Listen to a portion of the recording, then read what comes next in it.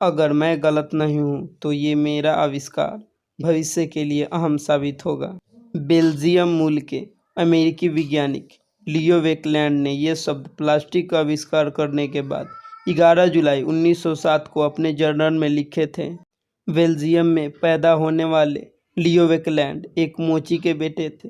लियो के पिता अशिक्षित थे और उन्हें अपनी तरह ही जूते बनाने के धंधे में लाना चाहते थे। वे समझ नहीं पा रहे थे कि लियो पढ़ लिख कर आखिर क्या करना चाहते हैं, लेकिन लियो की माँ के मन में अपने बेटे को लेकर अलग ही सपने बस रहे थे। लियो ने 13 की उम्र में अपने पिता के साथ काम करना भी शुरू कर दिया था। माँ के प्रोत्साहन पर लियो ने रात की शिफ्ट में चलने वाले स्कूल में पढ़ना शुरू कर दिया। इसके बाद आगे बढ़ते हुए लियो ने गेंट यूनिवर्सिटी में स्कॉलरशिप भी जीत ली। लियो ने न्यूयॉर्क पहुंचकर नाम और धन कमाना शुरू कर दिया था। शुरुआत में फोटोग्राफिक प्रिंटिंग पेपर से बहुत पैसा कमाया। इसके बाद न्यूयॉर्क में हडसन नदी के किनारे पर एक घर खरीदा। वेकलैंड ने अपना समय बिताने के लिए अपने इस घर में एक लैब बनाई। यही वह घर था जहां पर 1907 में उन्होंने फॉर्मलडेहाइड और फेनॉल जैसे केमिकलों के साथ समय बिताते हुए प्लास्टिक का आविष्कार किया। इसे उन्होंने बैकलाइट कहा। हडसन नदी के किनारे अपनी लैब में केमिकलों के साथ प्रयोग करते हुए वैज्ञानिक लियो वेकलैंड ने इस सफलता के बाद वेकलैंड ने पीछे मुड़कर नहीं देखा। टाइम मैगजीन ने अपने कवर पर लियो वेकलैंड की तस्वीर छापी।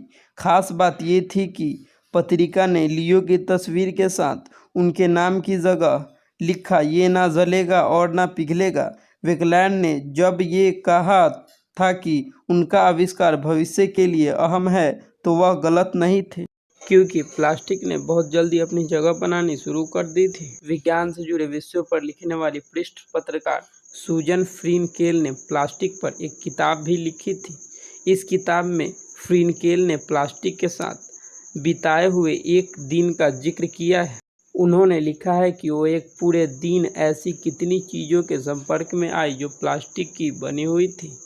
इनमें प्लास्टिक के लाइट स्विच, टूथब्रश और टूथपेस्ट ट्यूब शामिल थे। ऐसी चीज़ों की संख्या 196 थी। इसके साथ ही गैर प्लास्टिक चीज़ों की संख्या 102 थी। दुनिया में कितनी प्लास्टिक बनती है, इसका अंदाज़ा इस बात से लगाया जा सकता है कि हम अपने पूरे तेल उत्पादन का 8% हिस्सा प्लास्टिक उत्पादन में लगाते हैं।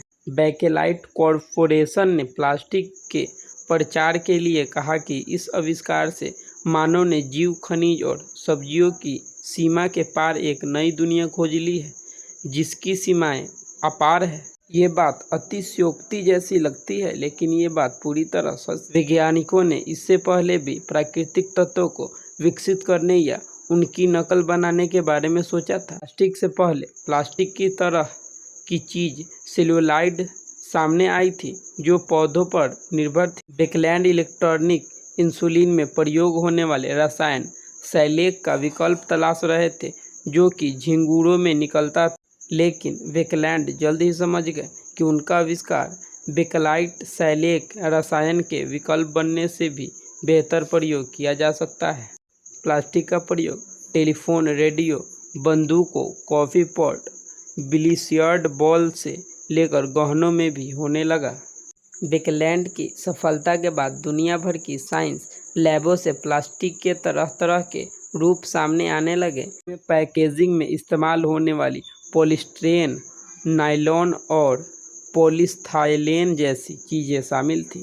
द्वितीय विश्व युद्ध के बाद दुनिया के सामने प्लास्टिक के बने हुए बर्तन आने लगे, लेकिन प्लास्टिक की छवि ज़्यादा दिनों तक रोमांचित करने वाली नहीं रही। साल 1967 में आई फिल्म द ग्रेजुएट में प्लास्टिक को लेकर एक अहम बातचीत है। फिल्म के मुख्य किरदार बेंजामिन ब्रैडॉक जब वृद्ध पड़ोसी से अपने पेशे से जुड़ी राय मांगने पहुंचे हैं, तो उनके पड़ोसी काफ़ी देर तक एक कोने में घूरते हुए कहते हैं, सिर्फ एक शब्द, प्लास्टिक। फिल्म का ये डायलॉग खास मशहूर हुआ क्योंकि इसने प्लास्टिक की बदलती हुई छवि को सहेजने की कोशिश की थी।